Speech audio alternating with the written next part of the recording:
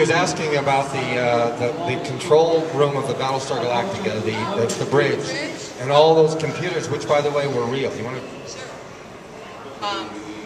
That set cost $1 million to build, our bridge set, and it was actually beautiful. I mean, it looked wonderful. Everybody working, all of those computers, and at the time, those computers had software installed that were state-of-the-art in the day, so that it really looked like everybody was working hard. And do you guys want to know what was installed on those computers? Pong. Everybody was sitting there playing Pong, which was the hippest thing in the world in 1978. Pong and Pac-Man. That's what was on those. Remember that? What do you call it? You shoot off a rocket and you have to get the right trajectory to hit the target. What's it called? Whatever it was, I just remember nobody would break for lunch. Nobody would go to lunch. We all sat on the bridge and played games. And they hadn't even gone out yet to the marketplace.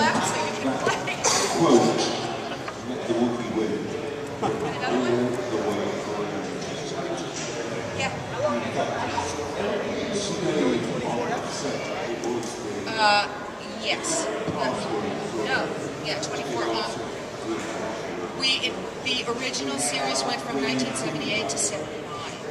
So it was really only one season. And as far as how long we actually filmed, it varied on the day. Sometimes we went 20 hours with complete crews. And we're doing 2 shows at once. They would change our clothes and send us off to another stage where they were shooting another episode, and we'd walk in and go, okay, what's happening here? Who are we supposed to be talking to? So some days we had very long days, but also that's because a lot of our special effects were actually generated there and filmed, so we had to wait for the explosion to explode properly. But it was only one season. Obviously, the episodes got configured in many different ways, so people thought there was a lot more episodes than they were.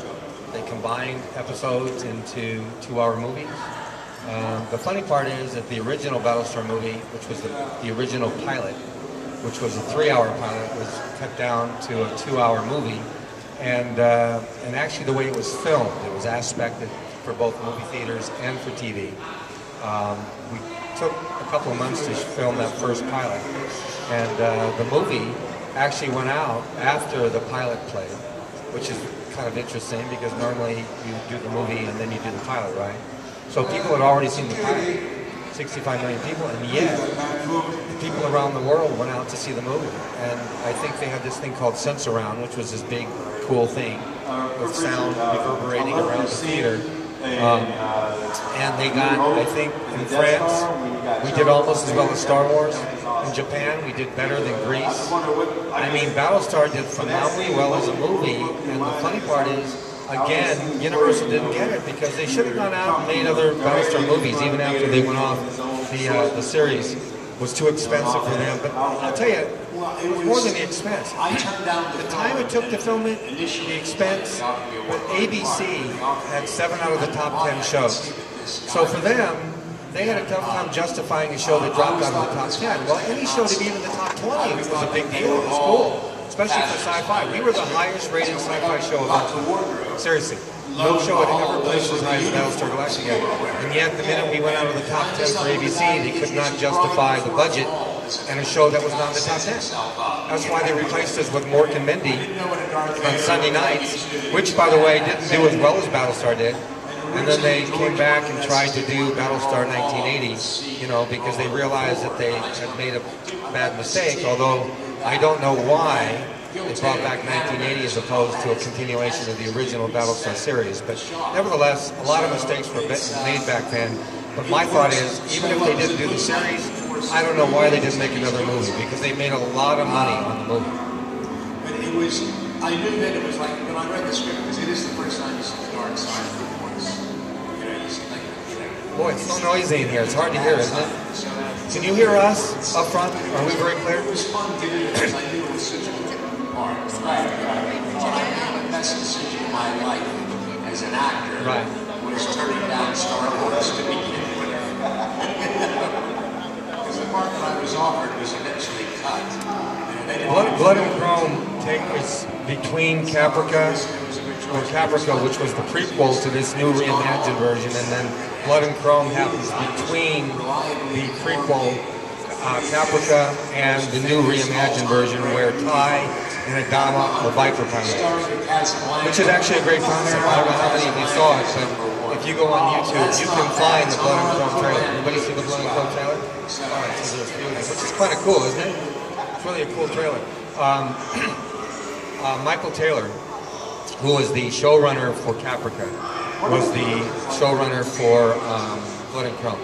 And they put a lot of time and energy into it, but Sci-Fi Channel, not just the Sci-Fi Channel, most networks are really uncomfortable with space shows. Because for them, number one, they don't get it. They don't get the audience. And number two, they think the budgets are unwieldy because obviously you're dealing with a lot more special effects. So they're much more comfortable with what we call a land-based sci-fi concept, which happens kind of in a traditional sense with costumes similar to today, right? As opposed to having to recreate a world out in space. But there's a huge audience. I keep telling people, Firefly got taken off of Fox because they only had 5 million people watching it, right? And I thought, how many fans get into a convention? How much do you spend buying toys, games, comic books, right? How many Firefly fans would not pay, I mean, I don't know one that wouldn't pay $10 a month to see Firefly episodes, right? Do you realize if you had 5 million people paying $10 a month, you'd have $50 million and each episode costs $3? You could have Firefly episodes to infinity. And then take whatever favorite show, Babylon 5, Farscape, Battlestar Galactica, if they had a different business model, there's no way that they couldn't have amazing episodes of all these shows for all of us. But because they're still holding to an old business model, an old way of doing things, it doesn't fit their model. So all these wonderful shows have gone off the air. There's not one space show that's on the air anymore. You know, which is really sad because to me, some of those shows are the best shows ever on television. I mean, Yeah. you shouldn't Yeah. be breaking bones and doing the job right. I broke the bones of not doing stunts, mostly fighting on the street. Lauren, that's the question is, how was working with Lauren Green? Lauren was wonderful.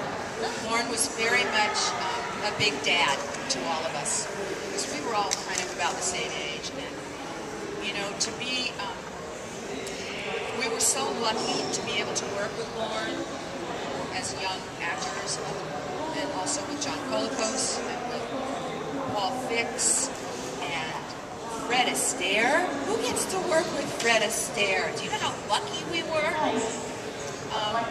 Lauren was terrific. He was a lovely, wonderful, warm man, and every day working with him was a pleasure. It really was. Yeah, the only thing I'll say is, I've shared this story before, but Lauren I used to have Christmas parties every year. And Christmas, to me, was like my favorite thing, right? Favorite time of year. Because it's really the time of the year when people who normally don't do nice things for other people. You know, so I used to go into a bar in New York City that was always set up like Christmas. What I loved about it is that every time I walked in there, it was like Christmas. And everybody was so cool to each other and so nice to each other because of that whole Christmas feeling and theme. But Christmas was a big deal for me, and I would always create this amazing thing with my house. I'd get bales of hay. Yeah, we had performers. I did everything because I wanted people to walk in my house. And no matter how depressed they might be, because Christmas brings up people's stuff, right? Some people, you know, whether it's family issues or this or that, Christmas can be a tough time. And I wanted people to walk into my house and not be able to leave without feeling that infusion of Christmas spirit. So Lauren would come up, and he would kind of sit in the corner, and, you know, people would sit down and talk with him. Well, about 3 Christmases in, I'm noticing that there's this line going down my driveway, which I have this long driveway. And I'm told that this line goes on forever, so I'm walking down this long driveway, and then up the street, this line is going up the street. And what I found out is that people somehow found out that Lauren Green was at this Christmas party. And had been flying in from all over the country. And they were all coming to my Christmas party to talk to Lauren Green. So he would sit there patiently and talk to each and every person until late in the night, until he had given his time and energy to everyone. That's the quality of man he was. And I had just come out of a couple of shows. You know, shows are all about chemistry, and believe it or not, as you know, you hear all these stories in the rag magazines. Not every actor gets along with every other actor, and sometimes there's jealousy and competitiveness. I don't remember any of that on the Battlestar set. Lauren Green set an example for everybody, and you know, being the biggest star on the show, he was the most genuine, down-to-earth, real human being who cared about everybody, very much like Edward Olmos was on the new Battlestar Galactica series. He very much, you know, set a tone with everybody and brought everybody together as a family. And all I can say is that it was a privilege, seriously, in my entire 45 years in this business, which is hard to believe I've been around that long, but which I know dates me. But honestly, I never was on two sets that were so collaborative, with so many people that seemed to really love and care about one another. And we were truly a sense of family, and even today we all stay in touch with each other, we hang out. I've gotten to know Dirk Benedict's sons, you know, who have grown up in Montana and come into LA, and I see them all the time, and they are just amazing kids. One is going to be an actor, which I almost acted in a movie with, which I couldn't do because I was busy doing something else. The other one is a professional soccer player, and so I see them all the time in Studio City. Yeah. Dirk's boys have slept over at my house with my kids, and my kids have grown up with Brent's kids, and we have all really stayed in touch. You know? Her daughter, I don't know how many people have ever met Carly, but she used to hang around all the conventions, and this cute, dynamic little blonde girl, and this girl is going to go out and change the world. I mean, this girl is getting a degree in what? You tell her just... My daughter's currently in graduate school at the American Graduate School in Paris. She's in a dual master's program, and in a year she will have a master's in international peace and conflict resolution, and a second master's in diplomacy. She wants to be the Secretary of State. She had an internship last summer in Washington, D.C., and she went in a day early to figure out where her office building was so she knew how to get to work, and she walked. She was about a 10-minute walk from the White House, and she stood there. She told me this. She said, I stood there, Mom, and I picked out a window and I waved to it. She said, one of these days, Mommy, I'm going to be standing inside that window waving out. And it was like, I got goosebumps. Of course, the only thing I could think of to say to her was, gee, honey, I hope it's not the men's room. Which, knowing my girl, she'll walk right in and say, pay no attention to me, boys, just keep doing what you're doing. I just got to stand in this window for a second. So, her name is Carlisle Taylor, so remember that name. And I have a pretty wonderful son, too. So. She is in France studying, right? Talk about brother and sister.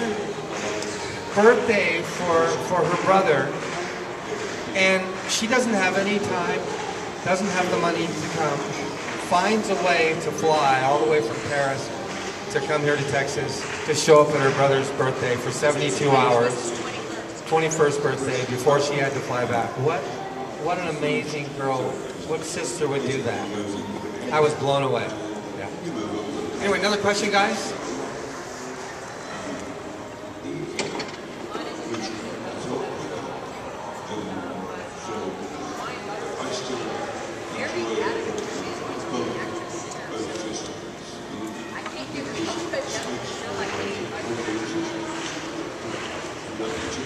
The question is, this lady has a daughter who wants to be an actress and wants to know what advice we could give her daughter. The best advice I ever heard a well-known actress give a young hopeful actress was Elizabeth Taylor's advice to a young actress. And the advice was, take fountain. Which is kind of a private joke. It's the shortcut across town for Hollywood.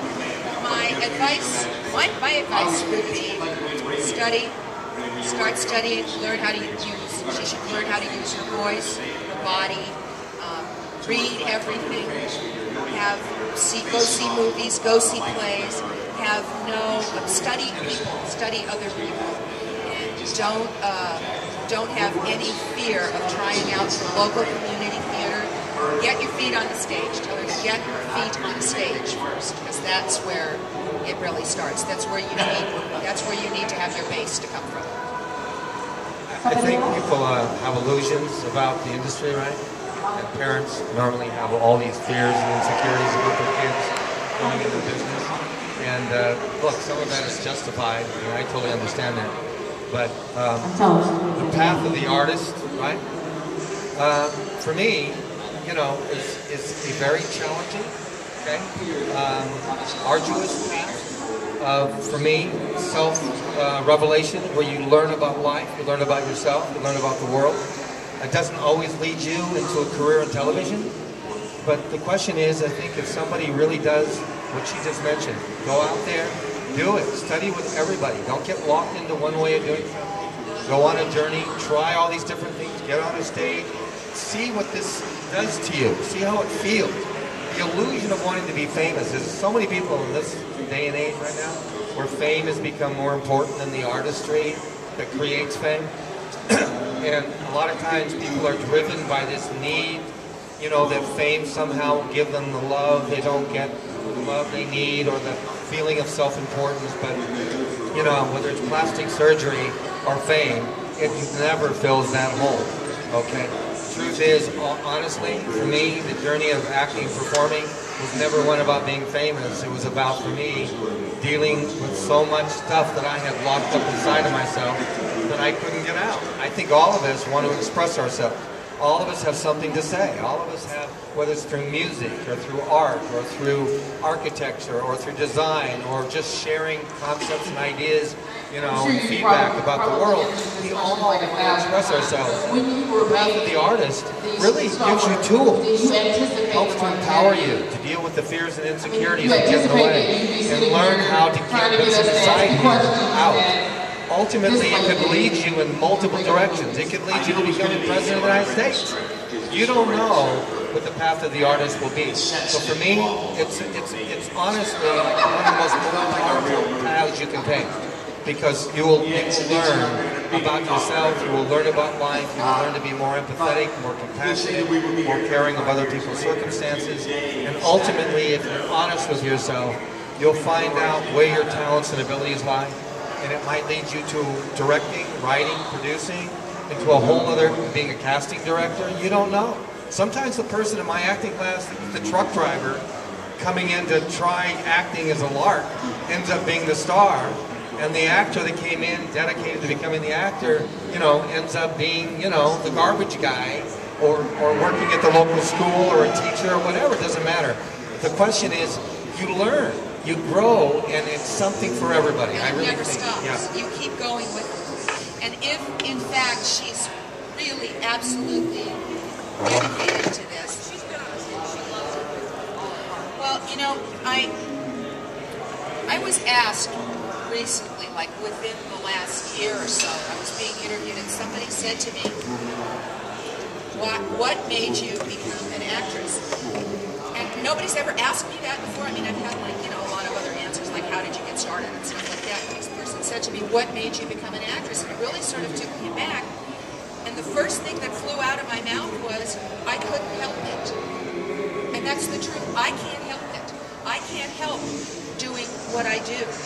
Being in the arts. And I've done other things other than just act. I've written and I've produced and I've directed, but I can't help it. So if she's that way, she won't be able to help it either. She will be an artist of some kind. But I would add one little thing, which is, it's very hard for parents sometimes to embrace, the child. They want to go through the acting thing or performing thing, This question is, I think sometimes we have to have faith, to trust, whatever we sometimes think is right for our kids is not necessarily the best thing for them. You know, they have to find their way.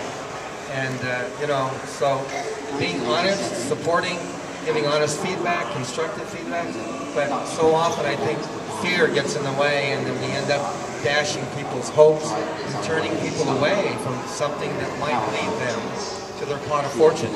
And it may, again, not be the acting thing, it may lead to something totally different.